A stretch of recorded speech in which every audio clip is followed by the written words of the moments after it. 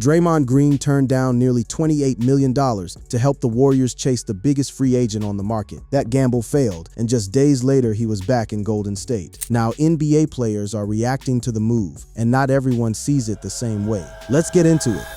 Here's where it starts. Back in June, Draymond Green opted out of a contract worth $27.7 million. He didn't have to. He walked away from guaranteed money on purpose, and the reason wasn't complicated. It was to help Golden State create cap space for a run at LeBron James. Think about that for a second. A four-time champion, 36 years old, tells his own front office to strip his money off the books so the Warriors could go chase the biggest name in basketball. The Warriors believed they had a legitimate shot at pairing James with Stephen Curry. That was the plan. Curry and LeBron, two of the greatest to ever touch a basketball, sharing a locker room in the final act of both careers. It didn't happen. James chose Philadelphia, signing a 2-year deal with the 76ers, and just like that, the gamble Golden State's front office had been building toward all summer was dead on arrival. Now here's where the story gets its bite. Once James signed elsewhere, the Warriors didn't have a backup superstar waiting in the wings. They had Draymond's old number sitting right there. Golden State's LeBron gamble failed, leaving the Warriors right back where they started with Green. Green ended up signing the exact same 1-year,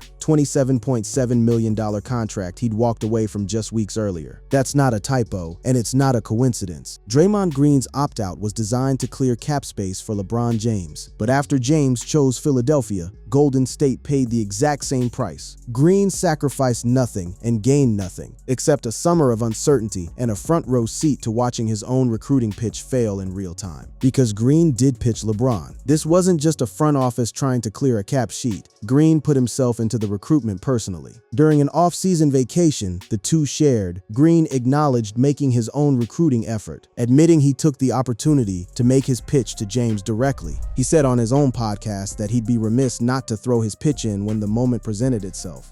And Steph Curry wasn't sitting quiet either. Curry went on national TV and made the pitch himself, talking up the Bay Area, the weather, even the golf courses, telling James he understood what a run alongside another championship-caliber roster could mean this late in a career. Curry's recruiting push was public, direct, and like Green's, it came up empty. So when the confirmation came that James was headed to Philadelphia instead, the reaction inside the organization wasn't shock. It was recalibration. General Manager Mike Dunleavy Jr. had already sat through months of speculation, including a stretch where Green's own name had surfaced in trade conversations with Milwaukee. Missing on James meant there was even less incentive to alienate a franchise cornerstone after missing on James, especially after reports last season linked Green to trade discussions with Milwaukee. But it wasn't instant. This is the part a lot of people missed. Green sat unsigned for days after James made his decision, and he said so himself. On his own show, days after the news broke, Green revealed he was still unsigned with no contract offer from the Warriors, adding that no one's patience had worn thin, not his, not Rich Paul's, not the Warriors. He even joked that his free agency streak was becoming a running joke among NBA circles, watching the calendar tick by. That gap, the silence between LeBron picking Philly and Golden State, circling back to Green, is exactly the kind of moment that makes NBA insiders sit up, because it wasn't obvious that Golden State was going to move fast. Green himself admitted most people expected the deal to get done within 24 hours of the James news, and it didn't. Then it did. Rich Paul, Green's longtime agent and the head of Clutch Sports, confirmed it directly to ESPN's Shams Charania. Green and the Warriors agreed to terms on a 1-year, $27.7 million contract. Same number, same team. A decade and a half deep into a career that started with a 35th overall draft pick, and Draymond Green wasn't going anywhere. The terms themselves tell their own story. This isn't a lifetime commitment. The deal does not include a no-trade clause. Green does have some level of protection built into the 1-year structure, since a short-term deal gives him veto power over any deal involving him. But make no mistake, this is a prove-it season stacked on top of 14 already played. And that's before you even get to what NBA players and personalities had to say once the ink was dry, because the reactions came fast, and they weren't all kind. Once the news hit that Green was staying, NBA circles didn't treat it like a formality. The The framing from plenty of corners of the basketball world was blunt. The NBA world was quick to pan the Warriors for valuing sentimentality over strategy. That's a heavy accusation to lob at a front office that just won 4 championships with this exact core. But the numbers backed up the skepticism. Green is 36. He's not moving the way he did during the dynasty years. And Green isn't the athlete he was during Golden State's dynasty years. Paying nearly $28 million for a declining defender at his position on a team that just missed the play-in cutoff for real contention is the kind of decision that draws scrutiny. Fan accounts picked up on the pattern immediately, pointing to how this fit into a summer where Golden State didn't make one outside addition. One frustrated fan account summed up the mood, writing that they figured the front office would follow this up by bringing back Gary Payton II and calling it an off-season move. Only a one-year deal. Interesting. Let me guess, next is GP2 and they call it an off-season. The sentiment spread. Several in the NBA world felt that the Warriors gave Green more than he is worth at age 36. But not every voice in the league was critical. Plenty of it was Green himself, dissecting why the big fish got away in the first place. On his own podcast, days after the James signing, Green didn't hold back on his theory. He pointed to how the basketball media tears players down for perceived ring chasing, suggesting that James joining a team already built around Curry would have opened him up to exactly that kind of criticism. As Green put it, if LeBron had come to the Bay, he's gonna get crushed for teaming up with a fellow superstar the way Green predicted people would frame it. Green went further, breaking down James's mindset in a way that only someone who'd competed against him for over a decade could. He explained that James was never fully able to get past the history between the two franchises. The finals runs, the suspensions, the years of playoff blood between Cleveland and Golden State. Green said flatly that he thought James was quite a bit confused heading into the decision, weighing options that all came with baggage attached. Steve Kerr had his own moment in this saga, and it became one of the more talked about clips of the entire offseason. Caught by a fan and asked point blank about LeBron, Kerr joked back, telling the fan to put it on Twitter that the Warriors had landed him. The clip spread instantly, reigniting speculation across NBA social media that Golden State had actually pulled off the unthinkable. It was Green who stepped in to shut that speculation down. Knowing his own head coach's sense of humor better than almost anyone, Green posted that if he knew Steve as well as he thought he did, he was joking. He went a step further on his podcast, telling fans to stop overanalyzing every offhand comment from NBA figures, arguing that not everything said by a coach or player carries hidden meaning. The message was clear: read less into casual banter and wait for the actual news.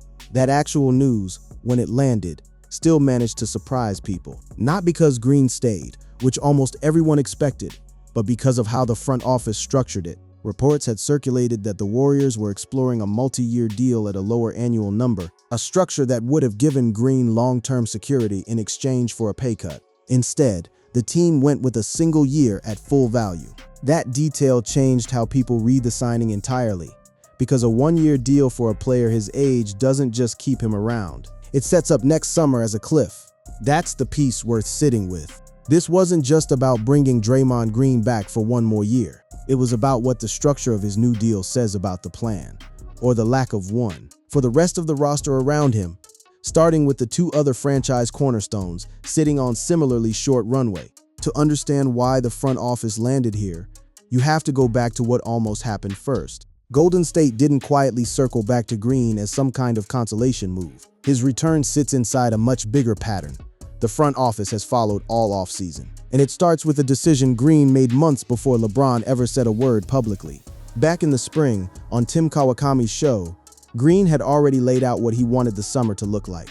Speaking well before free agency opened, he said that in an ideal world, the best path for him personally would be to decline his option and then work out an extension with the team. In an ideal world, I think the best path would be to decline and extend, Green told Tim Kawakami on the TK show.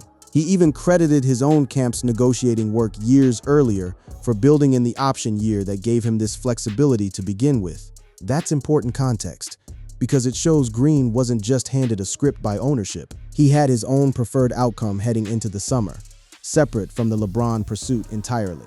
When the front office pivoted toward James, Green's individual preference got folded into the team's larger swing. He wasn't just being a good soldier for the cause. He had personal motivation to see a longer-term deal happen too. And when that didn't materialize the way he'd hoped, the one-year pact became the fallback for both sides. Once the James pursuit collapsed, Golden State's decision-making shifted into what's been described around the league as a run-it-back approach. Instead of chasing a second big swing to replace the one that missed, the front office focused on retention.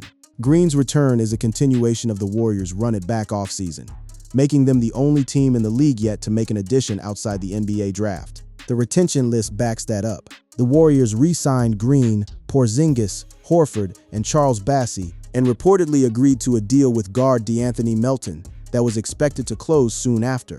Every one of those names represents a player choosing continuity over testing the open market. And Green's situation mirrors the group. Al Horford, Kristaps Porzingis, and DeAnthony Melton all decided to remain with Golden State. An attempt to run things back after injuries and bad luck plagued the franchise throughout the 2025-26 season.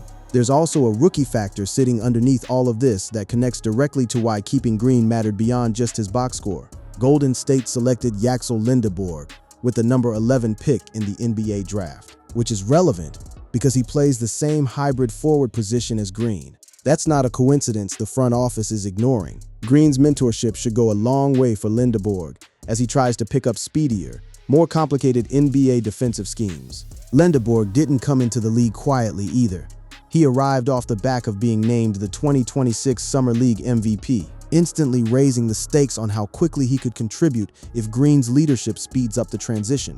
Green himself has framed his own value in almost identical terms, less about what he still provides on a stat sheet, more about what he holds together in the room. As a leader, locker room presence, and defensive stalwart, Green still brings a lot to the Warriors, and he now brings more optionality given the shorter-term structure of the deal.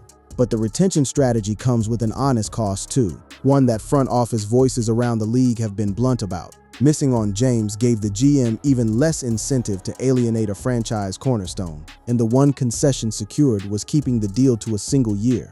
That's the trade-off in plain terms. The front office gets to keep its emotional and locker room center of gravity intact, but it does so while quietly preserving an exit ramp for the following summer. And that exit ramp is where the real tension in this whole saga lives. Because a one-year deal doesn't just describe Draymond Green's situation.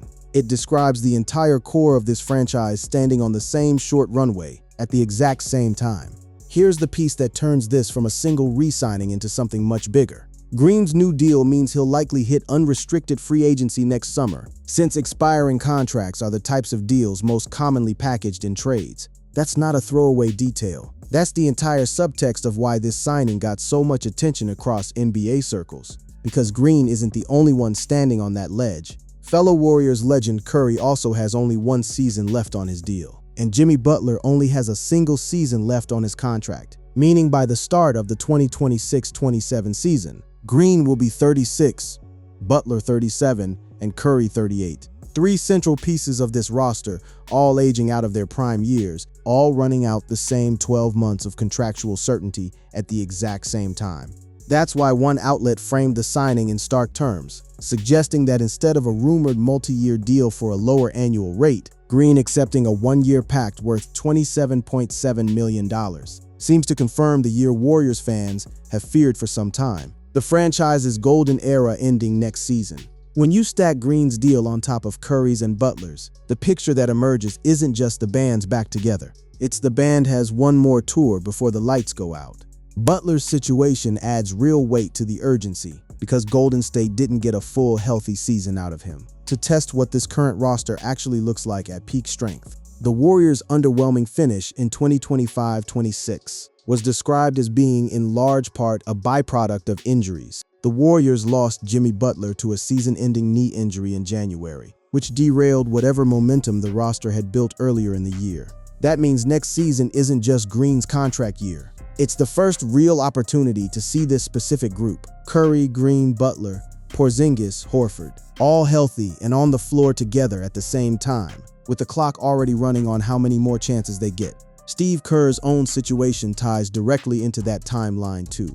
Coach Kerr has reached an agreement to continue running this team, but even that commitment came in the form of a 2-year deal rather than anything longer, mirroring the short-term structure surrounding almost every major figure in the organization right now. Green, for his part, has been about as direct as a player can be, about where his head is at amid all this short-term uncertainty. Speaking about his approach to this final stretch, he made clear that chasing a title elsewhere holds zero appeal to him, compared to riding this out with the group that built his legacy.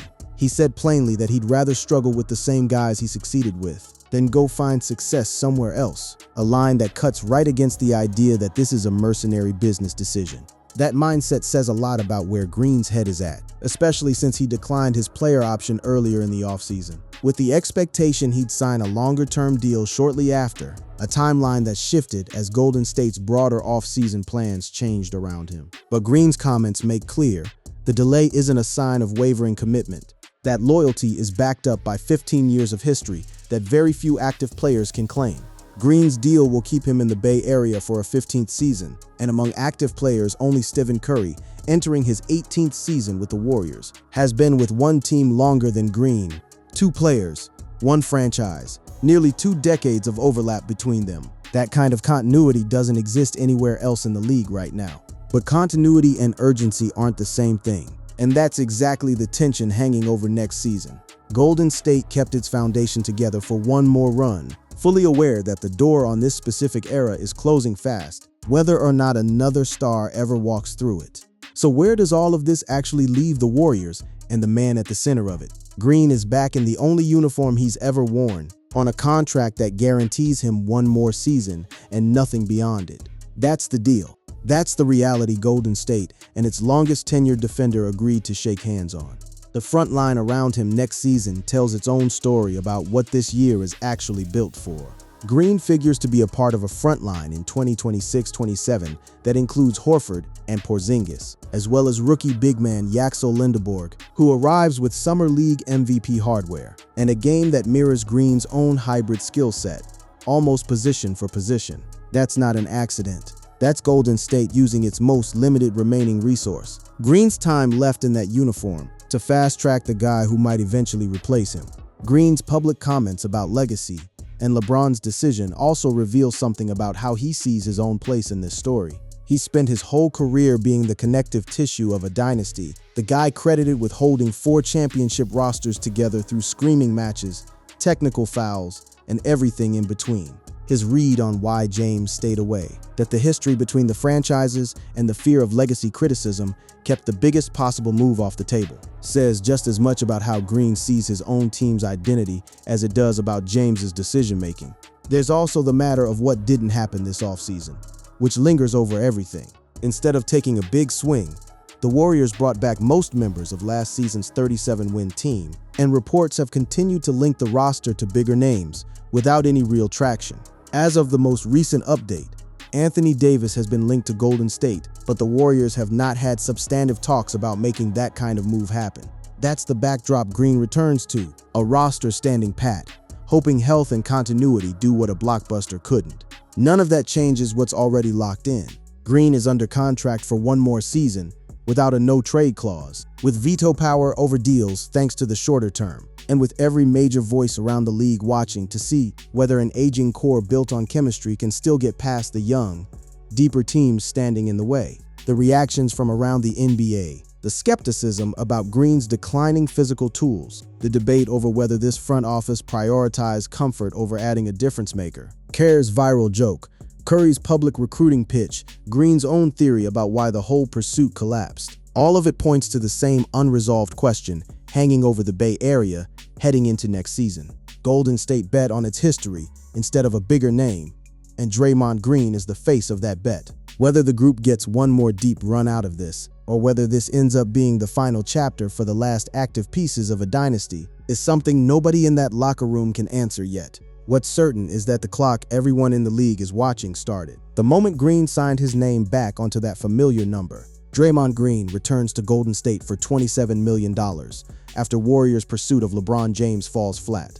Outkick. Outrageous NBA world reacts to Warriors inking 4-time champion Draymond Green to $27.7 million deal. Yahoo Sports. Draymond Green returns to Golden State Warriors on $27.7 million deal. SportsGrid. What Draymond Green's return means for the Warriors' present and future.